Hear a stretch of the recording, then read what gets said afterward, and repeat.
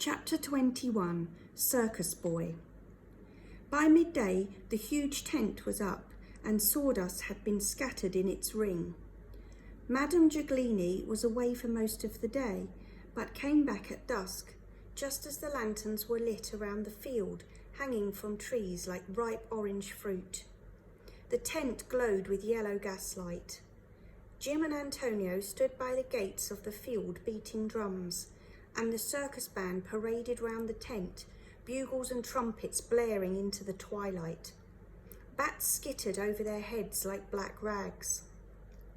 Up the lane came a rumble of wheels, and the children of the circus cheered.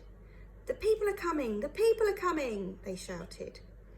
At the door flap of the tent, Madame Giuglini was taking money and shouting, roll up for the greatest show on earth.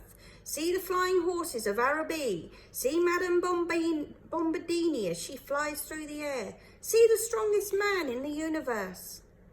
Jim and Antonio ran inside the tent and wriggled underneath the tiers of benches.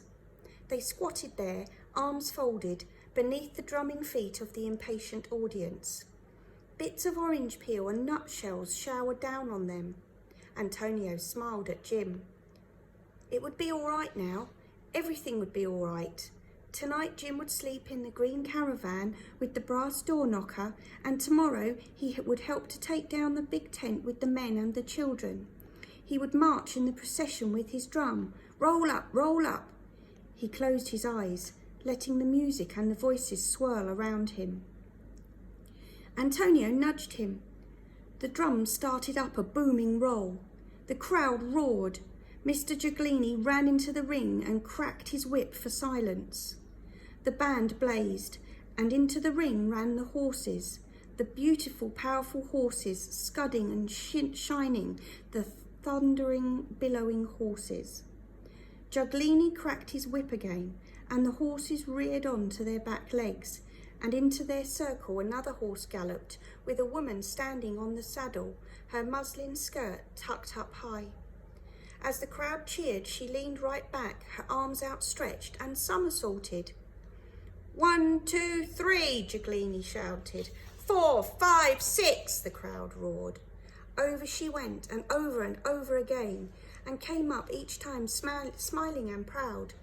Jim cheered and clapped. He wanted to stand out and shout, "Hooray for Giuglini's circus!"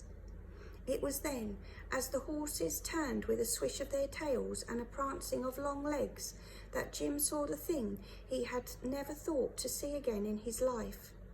The entrance flap of the tent was lifted up briefly. He could just make out the face of Madame Giuglini peering and anxious. He saw her hand stretched up to receive a coin, and next to hers, like a spectre, another face, looming in the glow of the lantern, a blackened face and square, with hair like a slipping thatch and eyes that bulged through like lamps.